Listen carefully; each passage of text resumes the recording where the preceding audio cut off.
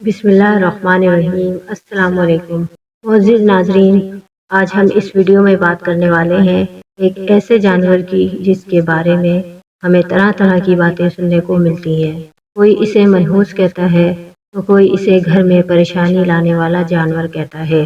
تو دوستوں، ہم بات کرنے والے ہیں الو کی، اور آج اس ویڈیو میں ہم آپ کو الو کی پوری حقیقت بتانے والے ہیں، اور یہ بتانے والے ہیں کہ یہ جانور ہمیشہ ویرانوں میں ہی کیوں رہتا ہے، یہ جانور ہمیشہ اداس سا کیوں رہتا ہے، اور الو کا امام حسین علیہ السلام اور کربلا کے واقعے سے کیا تعلق ہے۔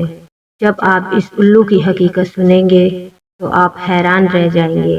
الو سے اور بھی بہت سی دلچسپ باتیں مشہور ہیں۔ ان میں سے ایک بات یہ بھی ہے کہ جس گھر میں الو بیٹھتا ہے اس گھر میں موت آتی ہے۔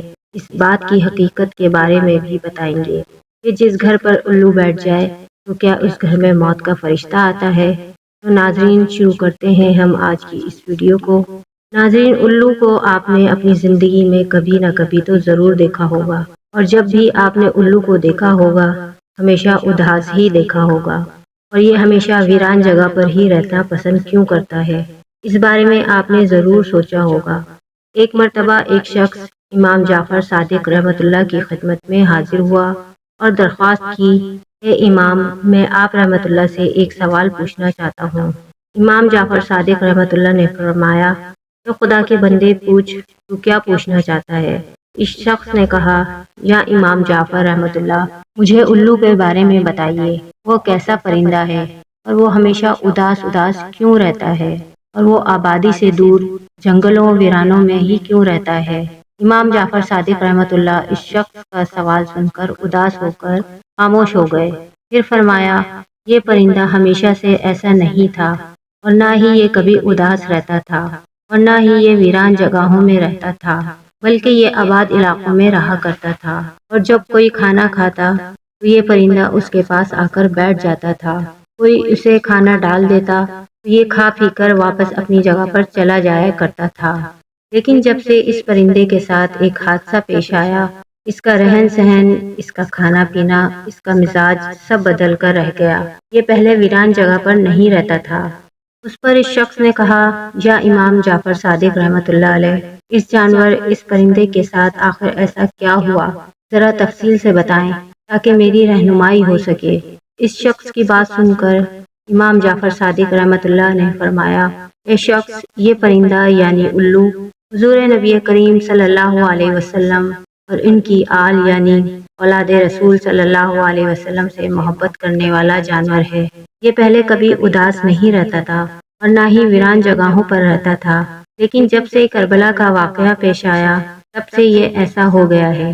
یہ واقعہ کچھ اس طرح سے ہے کہ جب اس پرندے کو پتہ چلا کہ حضرت امام حسین علیہ السلام اپنے عزیز و قریب کے ساتھ میدان کربلا میں رکے ہوئے ہیں، تو یہ پرندہ 9 محرم کی رات کربلا کے میدان میں پہنچ گیا اور امام حسین علیہ السلام کی خدمت میں عرض کرنے لگا، اے امام، میرے لیے کیا حکم ہے؟ حضرت امام حسین علیہ السلام نے فرمایا، تم یہاں سے چلے جاؤ، کل کے دن اولاد رسول صلی اللہ علیہ وسلم کے ساتھ جو کچھ یہاں ہونے والا ہے وہ تم سے دیکھا نہ جائے گا، تم نہیں دیکھ سکو گے، اس لیے تم کہیں دور چلے جاؤ۔ اس پر الو نے کہا، میں نہیں جاؤں گا۔ الو جب رکنے کے لیے ضد کرنے لگا تو امام حسین علیہ السلام نے اس کو رکنے کی اجازت دے دی۔ اس کے بعد اس پرندے نے کربلا کا پورا واقعہ اپنی آنکھوں سے دیکھا۔ یزید نے کس طرح حضرت امام حسین علیہ السلام اور ان کے ساتھیوں پر ظلم کیا، اور کس طرح امام حسین علیہ السلام کو شہید کیا اور ان کی گردن کو ان کے جسم مبارک سے الگ کیا، اور پھر حضرت امام حسین علیہ السلام کی لاش کو پامال کیا۔ یہ تمام واقعہ اس پرندے نے اپنی آنکھوں سے دیکھا۔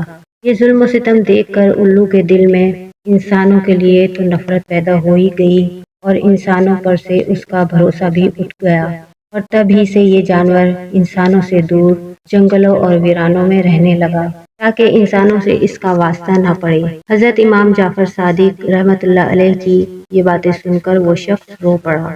کہا جاتا ہے کہ حضرت امام حسین علیہ السلام کی شہادت پر انسان، حیوان اور جنات سب ہی غمزدہ تھے۔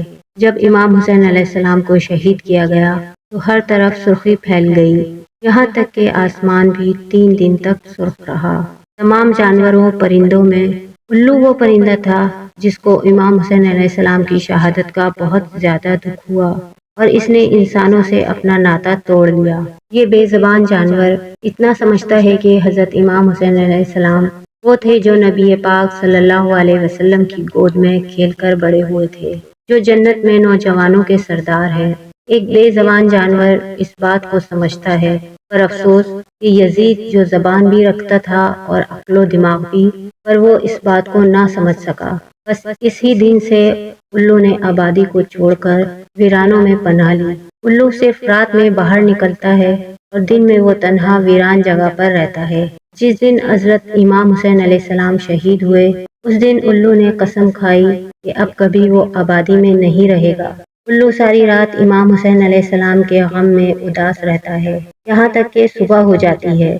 जब हजरत इमाम हुसैन अलैहिस्सलाम को कत्ल किया गया तो वो पहाड़ों और जंगलों की जानिब चला गया और जाते हुए बोल कर गया, तुम कितनी बुरी उम्मत हो और कितने बदनसीब हो जो अपने ही नबी हजरत मोहम्मद सल्लल्लाहु अलैहि वसल्लम के नवासे को शहीद कर दिया। फिर मैं तो एक जानवर, एक परिंदा हूँ, तुम मेरे लिए क्या अच्छा सोचोगे, इसलिए बेहतर है मैं अपनी हिफाजत खुद करूँ। और ये बोलकर वहाँ से चला गया।